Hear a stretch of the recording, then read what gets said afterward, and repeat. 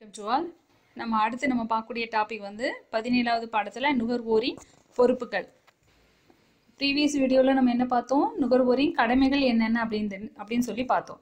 சரியா? இப்போ அடுத்து பொறுப்புகள். கடமைகள்னா என்னன்னு பார்த்தோம்.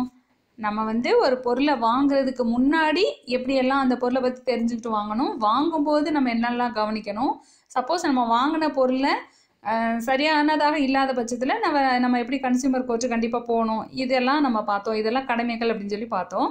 நுகர்வோரின் பொறுப்புகள் என்ன அப்படின்னா என்ன சொல்கிறாங்க அப்படின்னா, நுகர்வோருடைய உரிமைகளும் பொறுப்புகளும் ஒரு நாணயத்தோட 2 பக்கம் மாதிரி அப்படின்னு சொல்லி சொல்கிறோம். சரியா? அப்போது நுகர்வோர் தனது உரிமைகளை அனுபவிப்பது குறிப்பிட்ட பொறுப்பாக கொள்ள வேண்டும். அப்படின்னா நம்ம நுகர்வோருடைய உரிமை நம்ம சொல்கிறோம் இல்லையா, அதை நம்ம வந்து ஃபீல் பண்ணுறோம் பார்த்தீங்களா, அதை வந்து நம்மளுடைய பொறுப்பாக இருக்கணும் அப்படிங்கிறாங்க. அது எப்படிங்கிறது ஒரு பாயிண்ட்ஸாக உங்களுக்கு சொல்லும்போது புரியும். ஃபஸ்ட்டு பாருங்கள், விற்பனை ஒப்பந்த சட்டத்தின் விதிகள் மற்றும் நிபந்தனைகளின்படி பொருளுக்கான விலையை நுகர்வோர் செலுத்த வேண்டும். நம்ம ஒரு பொருள் வாங்கணும்னு முடிவு பண்ணிட்டோம், வாங்கணும்னு சொன்னதுக்கப்புறம் அக்ரிமெண்ட் போட்டோம், வாங்கணும்னு நினச்சி முடிவு பண்ணிட்டோம். அதுக்கப்புறம் அந்த பொருளோட விலையை நம்ம என்ன செய்யணும், கண்டிப்பாக செலுத்தணும். ஏன்னா அந்த விதிகளுக்கு உட்பட்டுட்டோம் இல்லையா, அப்போ நம்மளுடைய இதை நம்ம என்ன செய்யணும், செலுத்தணும். அந்த பொருளுக்கான விலையை நம்ம என்ன செய்யணும், கொடுக்கணும். சரி, அடுத்து செகண்ட் பாயிண்ட் பாருங்கள். இப்போ ஒரு பொருளை வந்து நம்மளுடைய நம்மளுடைய இடத்துக்கு நம்மளுடைய வீட்டுக்கு கொண்டு வந்து கொடுக்க சொல்லி நம்ம விற்பனையாளர்கிட்ட கேட்டுக்கிறோம். அந்த நம்ம என்ன பொருள் வாங்கியிருக்கோமோ அதை கேட்டுக்கிறோம்னு வச்சுக்கோங்க. அவங்க கொண்டு வந்து கொடுக்கும்போது நம்ம வீட்டில் இருந்து அதை வந்து செஞ்சுக்கணும், வாங்கணும். அவங்கள சாயந்தரம் 5 மணிக்கு வாங்கன்னு சொல்லிட்டு நம்ம என்ன செய்யக்கூடாது, 8 மணி வரைக்கும் நாங்கள் இங்கே இருக்கோம் அங்கே இருக்கிறோம்னு சொல்லிட்டு சொல்கிறது சரியானது கிடையாது. அவங்க சொன்னோன்னா அவங்க கேட்டுக்கிட்டோம், அவங்க அதன்படி கொண்டு வரும்பொழுது நம்ம இருந்து அந்த பொருளை வாங்க வேண்டியது நம்மளுடைய கடமையாயிருது அப்படிங்கிறாங்க. பொறுப்புங்கிறது நம்ம கேட்டுக்கிறோம், அது பொறுப்பு. அதை வாங்க வேண்டியது நம்ம கடமை, குறித்த நேரத்தில் வாங்கிக்கணும் அப்படின்னு.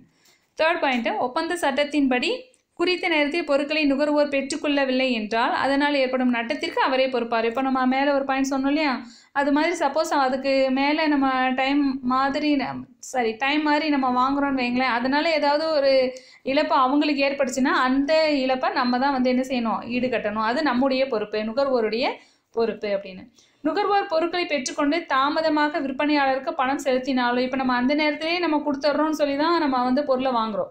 அப்போ நம்ம லேட்டாக கொடுக்குறோம் அப்படின்னாலோ அல்லது அந்த பொருட்களுக்கு வந்து சேதம் விளைவிச்சிட்டோம் அப்படின்னா அது வந்து இப்போ நம்ம வாங்கிட்டோன்னா ஓகே, அப்போ நம்ம வாங்கின பொருளுக்கு உண்டான பணத்தை நம்ம என்ன செய்யணும், உடனே கொடுக்கணும். அப்படி தாமதமாக கொடுத்துட்டோன்னா அதனால் ஏதாவது அவங்களுக்கு இப்போ விற்பனையாளருக்கு ஏதாவது ஒரு இழப்பீடு வருது அப்படின்னா அதை நம்ம தான் என்ன செஞ்சுக்கணும், பார்த்துக்கணும். அந்த நஷ்டஈடை நம்ம தான் தரணும் அப்படிங்கிறாங்க. அடுத்து, நுகர்வோர் தங்களிடம் இருக்கும் பொருட்களை அதன் விதிமுறைகளின்படி மற்றும் முன்னெச்சரிக்கையுடன் அப்பொருட்களை பயன்படுத்த வேண்டும். இதை நம்ம ஏற்கனவே கடமைகளையும் பார்த்தோம். அப்போ அவங்க என்ன சொல்கிறாங்களோ அவங்க பொருளில் என்னென்னலாம் நீங்கள் ஃபாலோ பண்ணணும், அதை எப்படியெல்லாம் யூஸ் பண்ணணும்னு சொல்கிறாங்களோ அதை நம்ம என்ன செய்யணும், கண்டிப்பாக ஃபாலோ பண்ணணும் அப்படிங்கிறாங்க. நுகர்வோர் பொருட்கள் மீதான தனது தேவையை தெளிவாக விற்பனையாளரிடம் வெளிப்படுத்த வேண்டும். நம்ம ஒரு பொருளோ சேவையோ, அதாவது குட்ஸ் அண்ட் சர்வீஸ் எதுவாக இருந்தாலும் சரி, நம்மளுடைய தேவை நம்ம எதுக்காக வந்திருக்கோம், எனக்கு என்ன மாதிரியான பொருட்கள் தேவை அப்படிங்கிறத முதல்ல அவங்களுக்கு என்ன செய்யணும், நம்ம வெளிப்படுத்திடணும். அப்போ தான் நம்மளுடைய தேவைக்கேற்ற மாதிரி அவங்க அந்த பொருளை என்ன செய்வாங்க, நம்மக்கிட்ட விற்கிறதுக்கு ட்ரை பண்ணுவாங்க. சரியா? அடுத்து, நுகர்வோர் பொருட்களை வாங்குவதற்கு முன்பாக கட்டாயம் பொருளின் மீதான விலை, தரம் மற்றும் அளவு, அதாவது நம்ம ஒரு பொருளை வாங்குற கடமையிலேயே ஃபஸ்ட்டு பாயிண்ட் இதானே பார்த்தோம். ஃபஸ்ட்டு 2 பாயிண்ட்டுமே இதான் பார்த்தோம். விலை எப்படி இருக்குது, தரம் எப்படி, குவாலிட்டி எப்படி இருக்குது, குவான்டிட்டி எப்படி இருக்குது, அதோட ப்ரைஸ் எப்படி இருக்குங்கிறத எல்லாமே தெரிஞ்சுக்கிட்டு அதுக்கப்புறம் வாங்கணும். வாங்குறதுக்கு முன்னாடி இதெல்லாம் நம்ம என்ன செஞ்சுக்கணும், பார்த்துடணும் அப்படிங்கிறது. நுகர்வோர் பொருட்களை வாங்கும் பொழுது விற்பனையாளரிடமிருந்து பொருட்களுக்கான ரொக்க ரசீதை பெற்றுக்கொள்ள வேண்டும். இதுவும் நம்ம கடமையில் பார்த்தோம் இல்லையா, அதே மாதிரி தான் நம்ம என்ன செய்யணும், ஒரு கேரண்டி கார்டோ பில்லோ நம்ம வாங்கணும். இப்போ நிறைய கடைகளில் வந்து அப்படி தான் கொடுப்பாங்க. நம்ம என்ன செய்கிறோம், அவங்க சீல் இருக்கான்னு பார்த்து வாங்குகிறோம். ஏன்னா நம்மளுக்கு அடுத்த ஸ்டெப்புக்கு நம்ம போகணுன்னா இதுதான் நம்மளுக்கு அத்தாட்சி. நம்மளுக்கு அந்த பொருள் வந்து வாங்கினது வந்து திருப்தி இல்லை அப்படிங்கிற பட்சத்தில் நம்ம கோச்சுக்கு போகும்போது நம்மளுக்கு இதுதான் நான் பொருள் வாங்கினதுக்கு உண்டான அத்தாட்சி தான், அதனால் கண்டிப்பாக இது என்ன செய்யணும், வாங்கணும் அப்படின்னு. அடுத்து, நுகர்வோர் பொருட்களை ஏதேனும் குறை ஏற்பட்டாலோ அல்லது சேவை குறைவு ஏற்பட்டாலோ நுகர்வோர் குறை தீர்வகத்தில் புகாரை சமர்ப்பிக்க வேண்டும். இது நம்ம முதல்ல கடமைகளையும் பார்த்தோம், இதுலேயும் இருக்குது. சரியா?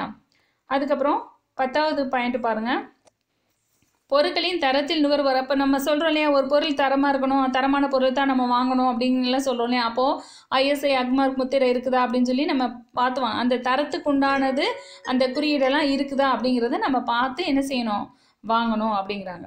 அப்புறம் விளம்பரங்கள் மூலம் தான் என்ன செய்கிறாங்க, ஒரு பொருளோட தரம் மிகைப்படுத்தி காண்பிக்கப்பட்டால்னா அந்த பொருளோட விளம்பரத்தை பார்க்குறோம். அதை பார்த்து இதே மாதிரி தான் நம்ம வாங்கக்கூடிய பொருள் இருக்குன்னு வாங்குறோம் இல்லையா?